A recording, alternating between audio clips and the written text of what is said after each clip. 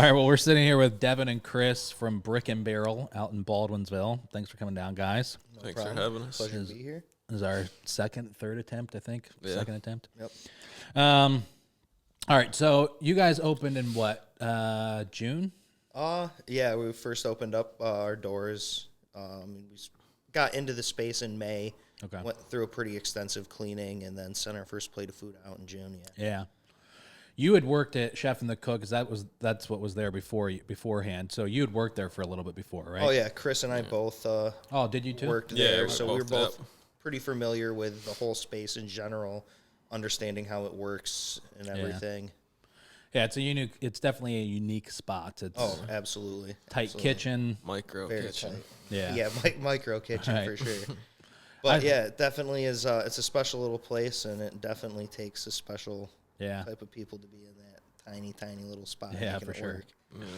I mean, hanging out in the kitchen now a couple times, it feels like you've got it laid out.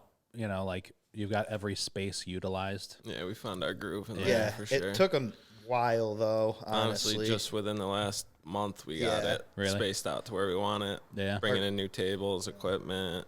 Our dishwasher was getting pretty frustrated with me because it was like every morning I was going in there and reworking the layout, and he couldn't figure out where anything was going. First day, every day. Yeah, that's pretty funny. So, how long had the place been empty before you guys went in there? Had it been like a year? I was trying to think of when they left. It wasn't that long. No, I think my last day was, I think, in the middle of February, right when everything was starting to get shut down and crazy with the pandemic. It was right towards it. It had only been about maybe 3 or 4 months of it kind of sitting there. Okay. All right. What made you we'll start with Devin. What made you first want to get into food and the restaurant industry? Well, my first real connection with food started at a young age. It's the typical story of sitting around the kitchen, like watching my grandmother. Yeah. I really remember soup on Sunday at camp, like when it started shifting from summer to fall. Yeah. Because I knew camp was closing down. They weren't going to be around as much. I specifically remember her kale and potato soup specifically. And that got me very interested.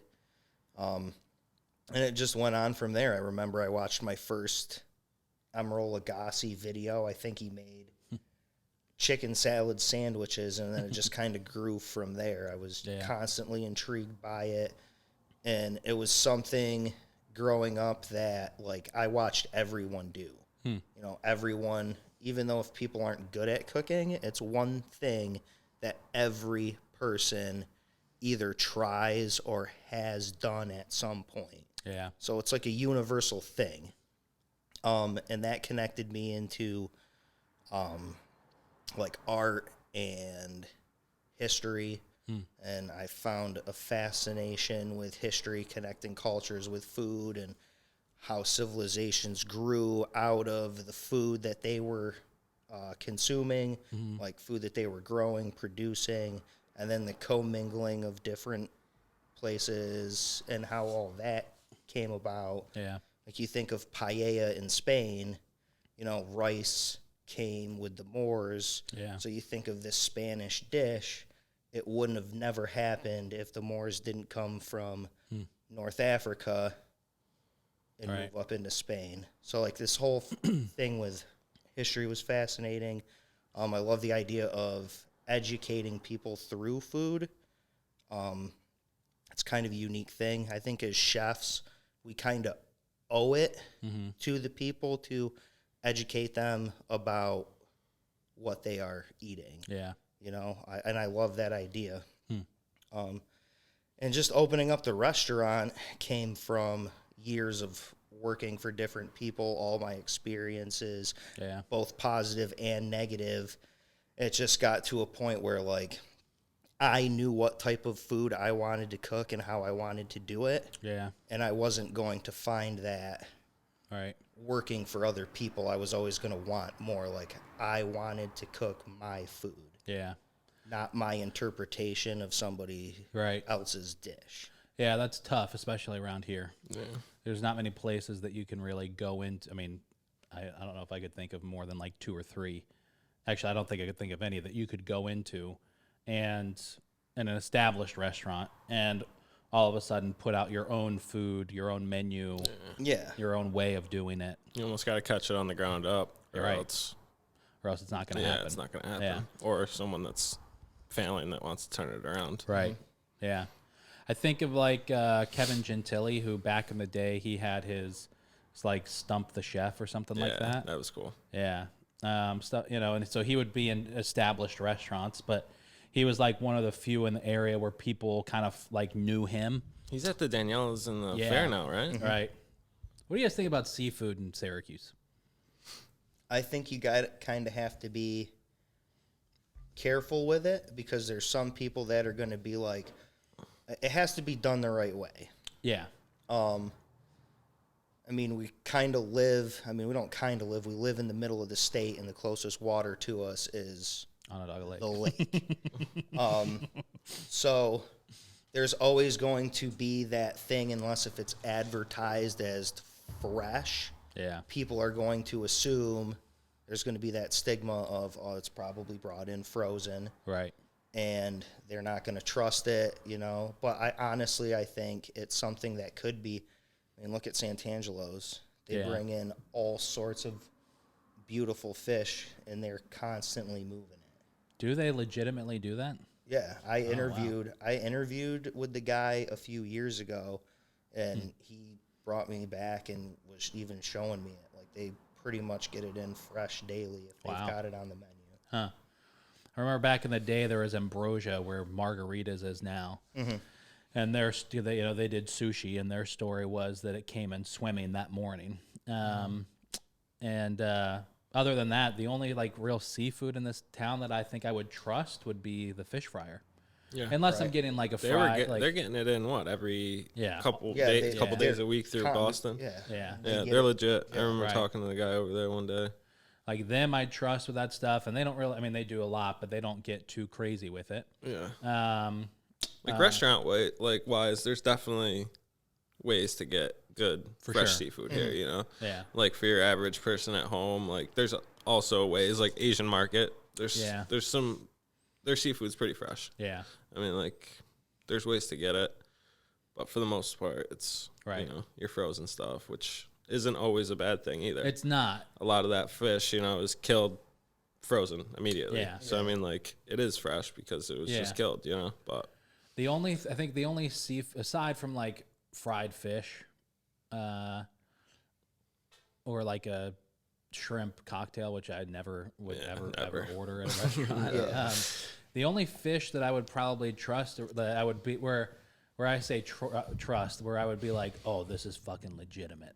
The only stuff it would be like, I think of like Deefy used to do like uni, and but other than that, it would either be fish fryer or Bold Coast lobster truck. Yeah, because I mean they fucking where like their main focus is seafood, so you have to go above and beyond and get the freshest you can. And I'm pretty sure Bold Coast, like their dad or uncle or some family member is like a lobster fisherman, like in Maine or whatever, right? Yeah, and that's how they get their stuff all the time. Were they on Shark Tank, or was that some other truck? That was different.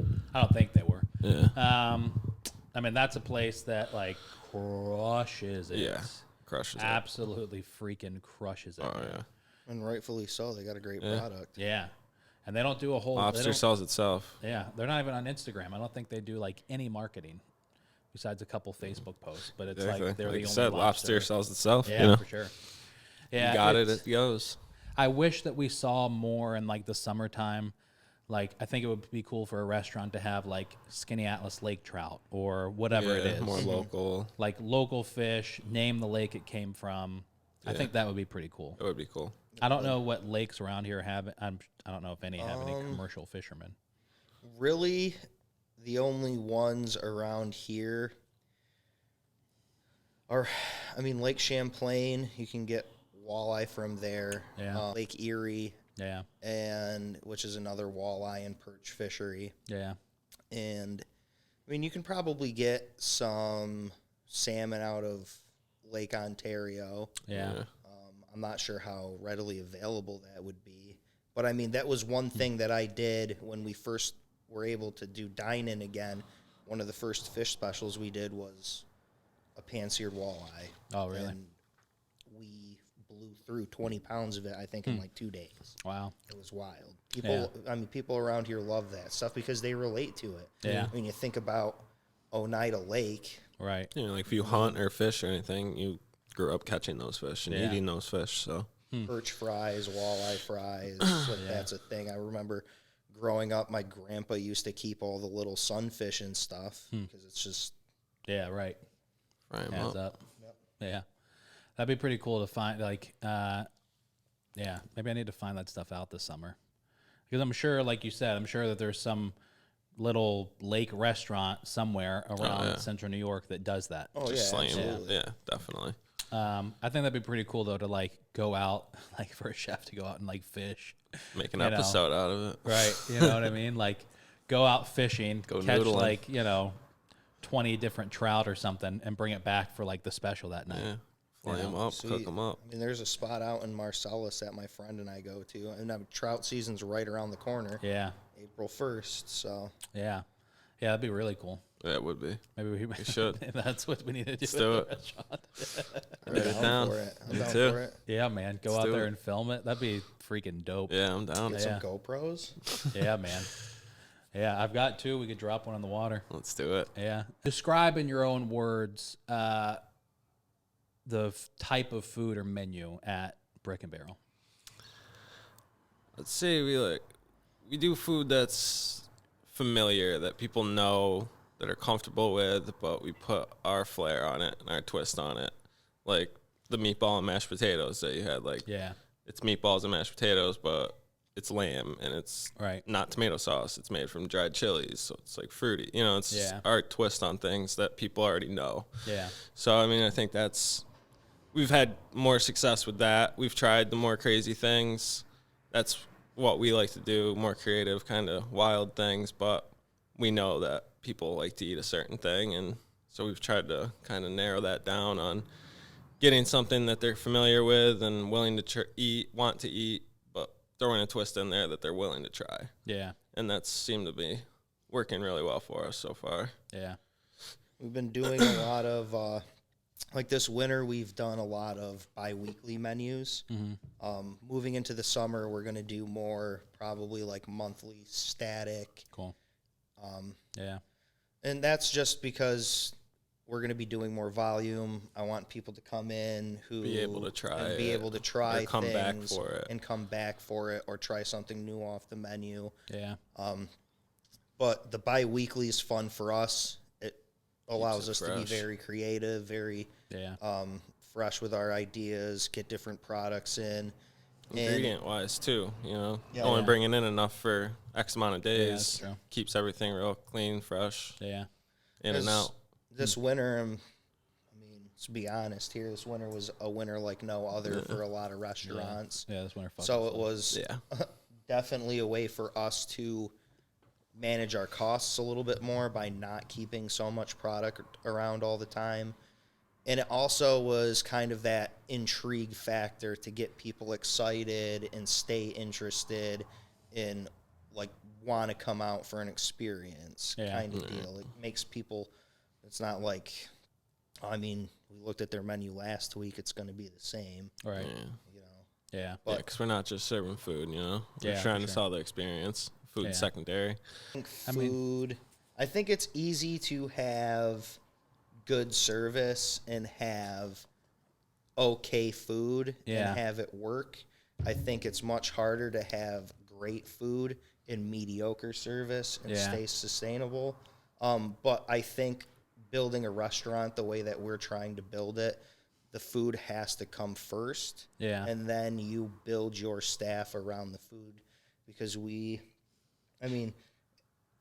lot of the ingredients we use aren't common knowledge to people. Right. So we need to find people that are just as excited about learning new things as we are. Yeah. So we need to find the right type of people as opposed to a bunch of people. Yeah, for sure. And that's the whole business, though. I mean, going into this, you've got to expect that you are going to be working the hardest that you've ever worked. Yeah. And it's just doing that every day. Yeah. It's not glamorous, you know. And You do it 'cause you love it. I've noticed over time working in places, like, the people who really do it and really want it are always the ones that are staying busy and getting stuff done. Yeah. And hungry for it. Like, the more work you put in, the better the payoff will be. And it's not an instant. There's really no instant gratification in this business. It's You'll never get rich. constant putting You'll your never nose get to enough the sleep. grindstone and doing it because you love it. You know, it's not a money grab. And the people who do get rich off of this are very, very, very lucky. Yeah. But it's literally all a passion thing. Yeah, for sure. And it's what drives, I know it's what drives me, and know what drives him. I've worked with him long enough now. Yeah. So, I mean, it's there. It's not a perfect system. A lot of places, this industry in general is, you'll never know everything. And when you think you're doing something perfect, something will come along and you'll be like, all right, cool, well, we can do it better now. So there's always room for advancement. And we're working on a recipe right now that seems to be paying dividends and working out all right. That's cool. Getting some staff in there that is just as eager and willing as we are. So it's just constant building. Yeah. Yeah, I mean, I know from, like, experience when I was a kid, my parents own restaurants, but, like, it fucking sucks, man. There's nothing fun about it. I mean, I'm sure if you love it, and I'm sure that's fun. But it is your entire life. Yeah, you know? It is. Yeah, you can sign away your life for it. Yeah. There's not a lot of money in it unless you're really charging too much or really, getting not great products in, right? And it's every fucking hour of every fucking day. Yeah. There isn't, like, there's no holidays. There's none of that stuff. That's the thing. I mean, when people have holidays off, you're cooking for them. Right. So it's... Yeah. It's really a loveless job when you think about it. I mean, you hear compliments from people, but you're more liable to hear someone tell you how awful something is as opposed to how amazing something is. Yeah. So it's definitely a mental grind too. It's way more than just physical man hours. It's a lot. It's really mentally arduous. It's very stressful, and it's, like you said, it takes a certain type of person. Like, I thrive off that. I thrive off of the stress and the just chaos. Like, I love that. It gets me going, and I know he's the same way. And you gotta busy be at like night, that. and it sucks in the moment because you're running around and everything's without crazy, even, but it's without controlled. even thinking about it. You're putting out. Yep. Yeah. And then food at after the end food of the after night, food you after look at it and you're like, oh man, like Just did you a just couple did grand that. without even blinking your eyes. And it's great. It's a great feeling. Yeah. Turn into a robot once you start going. Yeah, I think that's kind of the weird part is, like, I was, talking through, like, the spot with Zach, and it's like, at the end of the day, it's like, well, how many, like, what would we consider to be great? Like, how many orders? And he said a number, and then I quickly did the math, and I was like, so if we did that many orders, and this would be our food cost, and this would be the cost of everything, like, we'd be making X. And I was like, Jesus, that fucking sucks. Not even worth it. Like, why? Why would we do that? Why would we put ourselves through all that time and effort and pain? Unless you really love it and that's what you want to do, then it really isn't worth it, and you shouldn't do it. Right. Now, cost of labor is going up, right? January 1st, it's up to $15 an hour. Yep. For minimum wage in New York State. You factor in high rent prices. Yeah, it's going to hurt. Yeah. I mean, all your food costs. Is going to Everything's go up. going up. Everything. Yep. Money that's coming in is going down because you're only allowed to take a certain amount of people. And it kind of handcuffs us because it gets to a point like you can only charge so much money can't just double our prices because we got you know? cut in half the amount of people we can feed, you know? Yeah, it's an expensive business to be in. And like I just noticed, you know, Yo Burrito opened up in like Manlius. And they posted, because nobody can find help right now, they posted like that they're offering a $400 signing bonus. Like if you take a job there, then they'll pay you $400 once you accept the position. I'm sure it's like you have to work a certain amount of time before you get it or whatever. But they're doing that, which I don't know of anybody else besides like Adam Weitzman's restaurants who's doing that for hiring people right now.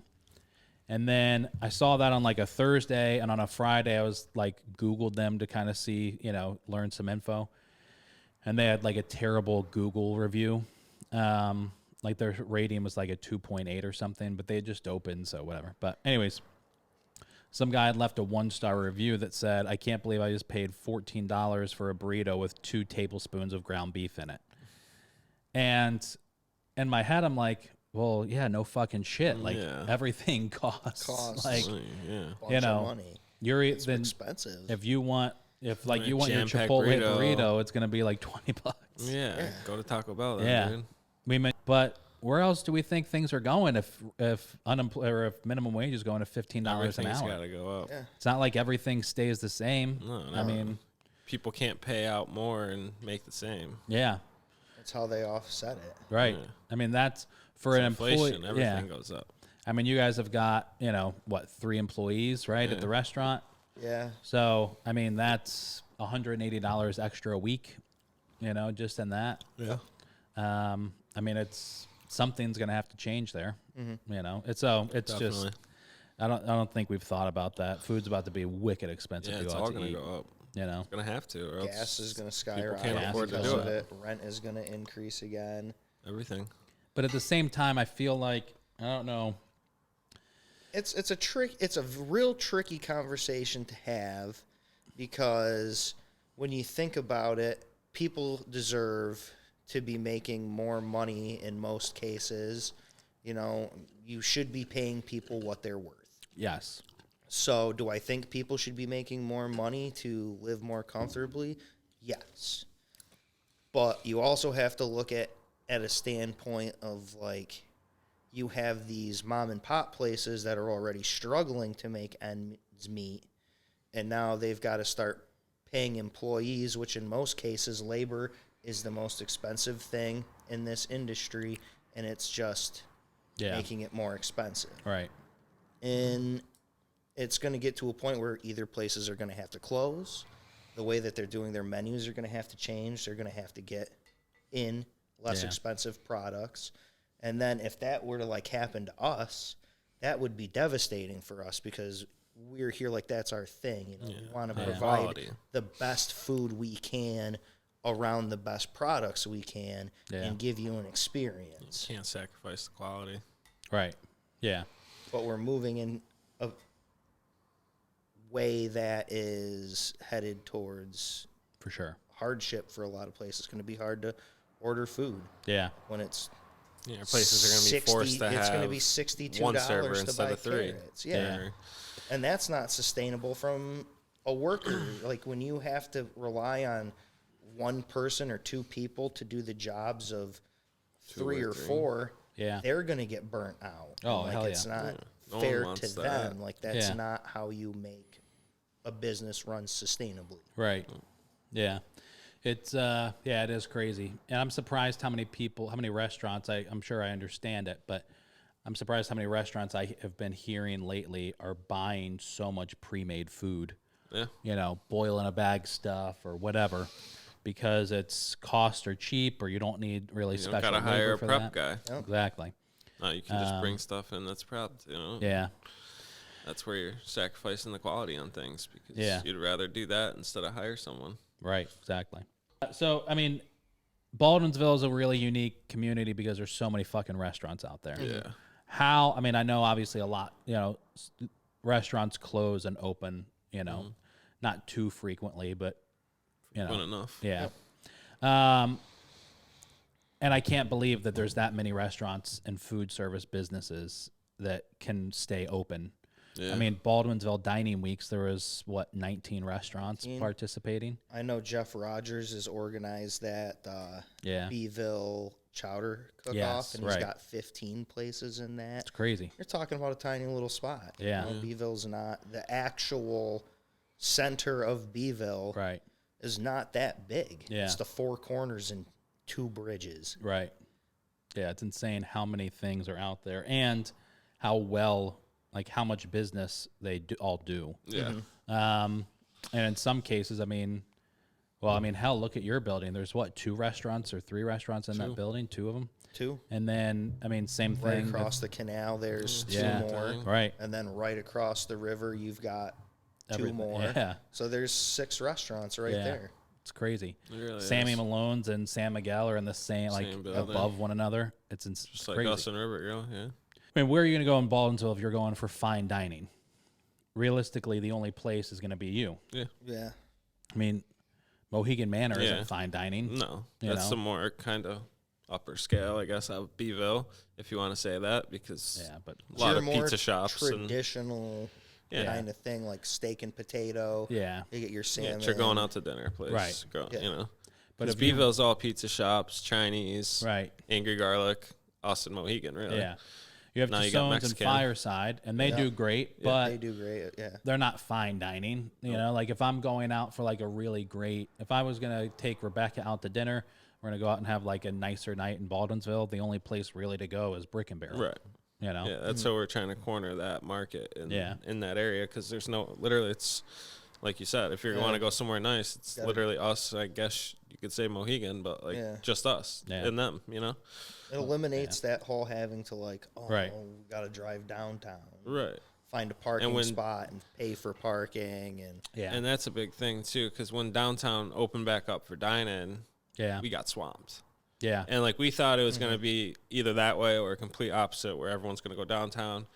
But you got to remember, too, even before all this, you're going downtown, you're waiting 30 minutes for a seat when they're operating at 100%. Yeah. Now they're operating at 50. Yeah. You're almost not guaranteed not to get a table that's going down true. there. I didn't think about that. So now people are getting spread out, Cicero, Beeville, Liverpool, wherever, just to go out to eat. Yeah. So now we can grab onto those people. And we did, and we grabbed a lot of them. Yeah. Which was good. So that was intentional in setting the menu, was to kind of try and distinguish yourselves from everybody else. That higher end option in that area. Because, we're already opening up a restaurant in a spot that's pretty saturated. It's a saturated market. Yeah. And you've got to do things. Stand out. With our limited kitchen size and the limited amount of seats with the size of the kitchen, there is literally only a certain amount of people realistically that we can get in and out. Yeah. So coming up with the menu is you got to think about, how are we going to be able to get all of it out? And holding it. How are we going to hold it? How are we force us to have a smaller menu? Yeah. So, and it's just the differentiation between all the different places. Our food is a little bit more expensive because we have less seats and we're doing more things by ourselves. So at the end of the day, a customer looks at our cheeseburger. If we have a cheeseburger on the menu, that's $15, $16, $17. Yeah. And then they look at a burger that they could get from Angry Garlic or any other place in Baldwinsville, and it's half the price. Well, theirs is 12. Yeah. Why would I pay you for that when I can go get the same thing? Right. You know what I mean? So designing the menu was, how do we keep things approachable, get people in here, but also get them to accept kind of the different types of things that we're doing. Yeah, the sure. burger Because we had a have to be peanut butter and different. jelly burger. Something people know, something people but have never had it together. Yeah. And it's not straight peanut butter and jelly, it's Right. hoisin jelly and spicy peanut sauce. Even the pulled pork empanadas that I had that one night. Yeah. Pork belly. Yeah. Mango ones. The fucking, I know you guys don't like making it, but that chicken sandwich was fucking good. That was a good fucking chicken sandwich. Stay tuned for the summer. Oh, yeah. Yep. Yeah. We'll pull something out. Yeah, that was a really good chicken sandwich. That's a cool thing about the summer menu, too, is because there's so many different things available, and it's nicer weather and people want to like hang out and relax, and I have no problem doing easier, more approachable food that is clear and concise. Yeah, like we're not trying to be pretentious with our food by any means. You know, I've got no problem putting out a burger or a chicken sandwich. Or a chicken sandwich, but I want it to be the best burger it can be, best or ingredients we can use. Nicest chicken sandwich. Like, you know? I don't want it to just be some pedestrian thing. Yeah. I want you to remember it. Do you think people are going to be still prone for takeout and delivery in the summertime as more things? I mean, I have a feeling somewhere in June that people, like, it's going to be balls to the wall, fucking everything's open. Yeah, I think takeout. You know, do whatever the hell you want to because of the vaccinations. Yeah. I mean, if every adult in America is supposed to have access to them by May 1st, what's the and the numbers in Onondaga County, it's like, I think it's like 28% or 30% of everyone in Onondaga County has been vaccinated. Yeah. It's insane how many people have gotten it already around here. Yeah, so I mean, if everyone's vaccinated up, what's the point of keeping it keeping anything closed down? So yeah, I mean, I think once everything's opened up and people are able to go out and feeling comfortable about it, I mean, takeout already took a huge dive for us. We stopped doing it. Yeah. Because it died off so hard once it started opening back up. Literally right around the time downtown opened back up, dine-in, our takeout died. And our dine-in picked right up. Yep. Yeah.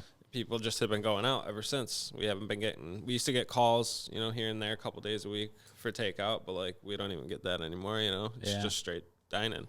I was at all-night eggplant yesterday morning getting breakfast. Nice. And there was like this old couple. It's the one on Bridge Street? Yeah. That's good. They actually do like most diner hollandaises looks like shit. Yeah, right out packet. Theirs is pretty fucking good. Yeah, I like that place. I haven't been there in a while. They were struggling like fuck during all of this. But there was this old couple sitting in like 2 or 3 tables down from me, and they were telling the waitress, who's the owner, they were saying, she was like, "Oh, it's so good to see you guys again." They were like, "We got our vaccinations," and they were like, "We're going out to eat 3 times a day, every day of the week," because they haven't left their house in like the last year. That's awesome. And so they're like, "We're just going out anywhere we can." They were so excited, telling her all the places they're planning to go out to this weekend, and each spot, like each meal was a different restaurant. That's wild. So I have a feeling, my only concern for the summer is that people go vacation everywhere. Yeah. That like all the people in our area start going to, you know, Florida and, you know, all the beach is going to start opening back up, and Cedar Point. Right. Yeah. So if that stuff goes, if that goes crazy, so that's my only concern is that, like, so many people are going to be gone this summer. Yeah. You know. But with that being said, too, I think it also opens up an interesting situation where I think more people this summer are going to be just out and about in general than probably most years past. For sure. So, I mean, that could offset it. You get people who want to do, like, staycations and stuff. Yeah, that's true. I'm not sure how many people are staycationing around necessarily this area, but I mean, you just got to be optimistic about the whole thing. Yeah. But I think this summer is going to be pretty wild. Yeah. So, have you guys ever wanted to do a food truck?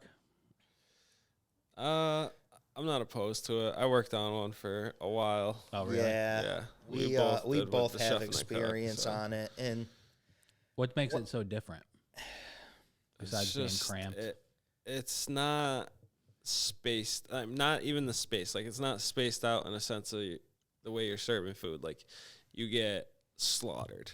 Yeah. Like, right from the get-go. It's no, like, you got this table coming in at this time. It's you have a line, and you're balls to the wall until that line is gone. And you're right in front of them. And and you're right in front of them. Yeah. There's no barrier separating hiding. you. And there's this brutal stigma around food trucks, too, now that, like, it should be, like, I should place my order, and I then should have it within.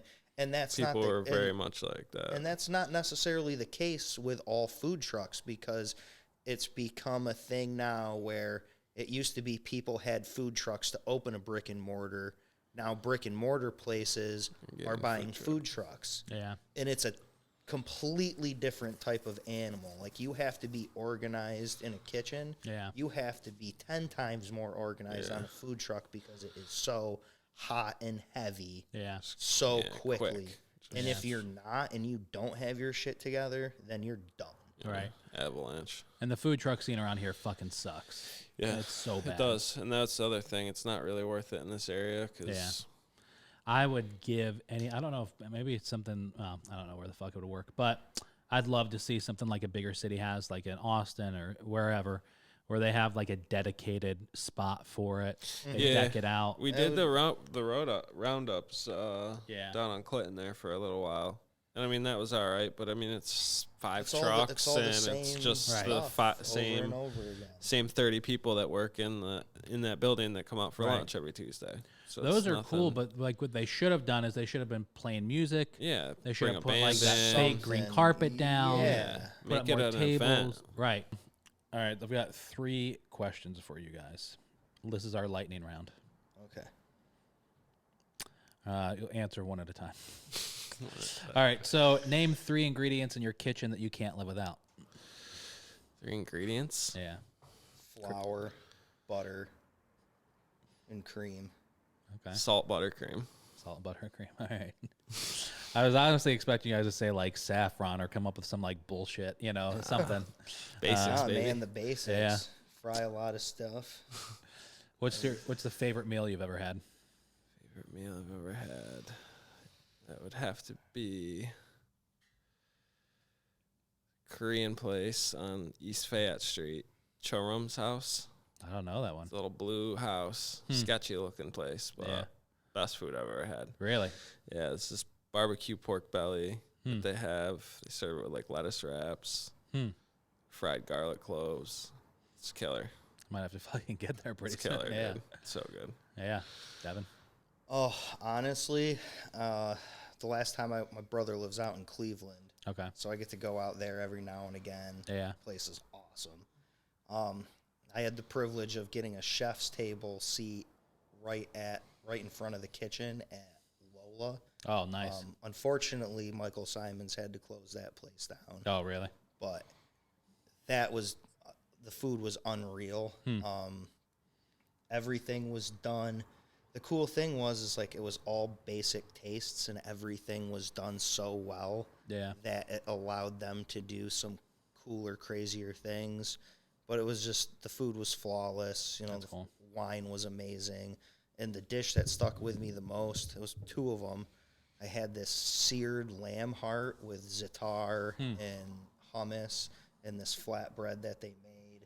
And that was phenomenal. But their deep fried bone marrow was literally just a whole tube of like tempura fried bone marrow, salt, pickle, herb, and some bread. Wow. It's like, that sounds really, amazing. that's all you really need, Yeah, all of that sounds fucking amazing. If you could cook dinner for one person, who would it be? Gordon Ramsay. Really? Yeah. Okay. That's my idol right there. Really? Is it really? Oh, yeah. I make love him, fun of man. him all the time because anytime anybody wants eggs, My boy. they watch Ramsay. Chris Ramsay over here stirring eggs and Half wads of stick of butter butter in together 15 for minutes. 15 minutes. 3 eggs, half stick of butter, 15 That's minutes. awesome. Yeah. That's pretty funny. I just started watching when I'm here usually like during the week and I'm like I'll turn on the old episodes of Hell's Kitchen. Love it. Yeah. Dude, it's the best. It's fucking hilarious. You gotta watch Boiling Point Oh yeah. It's really good. documentary. Yeah. So good. Devin? Man, that's honestly for me, it's a pretty hard question. I would probably have to say Emeril Lagasse because he was the guy that really got me into I was fascinated with him. Yeah. I think we share a lot of philosophies together. A lot of my roots, and I know I like doing crazier things, but I feel that a lot of my better dishes are more like homey, basic things, like comforty food things. Yeah. And he was what got me into that. I'll tell you the one person I wouldn't cook for. That'd be Rachel Ray. But it's hard for me to answer that just because it's like Right. I want to cook for everyone, you know. Yeah. I just want to cook food for people and make them happy. Who's a celebrity chef you want to like eat at their restaurant or eat a meal by them before they die? Thomas Keller. Thomas Keller. Yeah. Thomas Keller. Honestly, I would have loved to have eaten at El Bulli. Yeah. But missed that opportunity.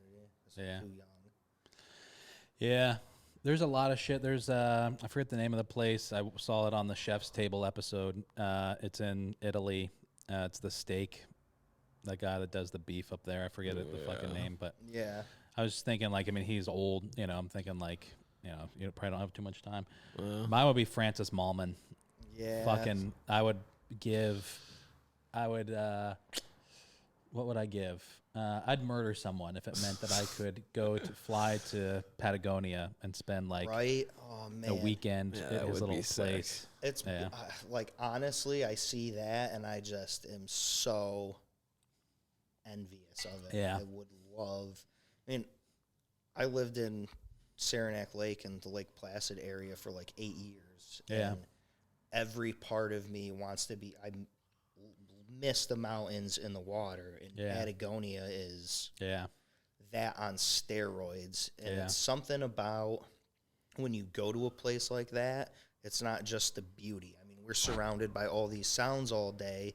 And when you get into a spot that is just quiet and with nature, you lose. There's this humming that goes away. Yeah. And it's just, you feel, for me at least, I know some people it would drive their anxiety through the roof. Yeah. But for me, it's just so calming. Yeah. Being able to not hear any cars, just be there. Yeah.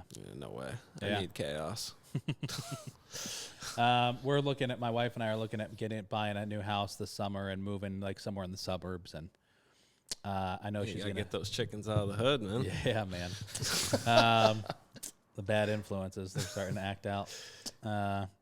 Actually, it's funny. One of them this morning, she was like trying to crow, but it sounded like she was like a high pitched bark.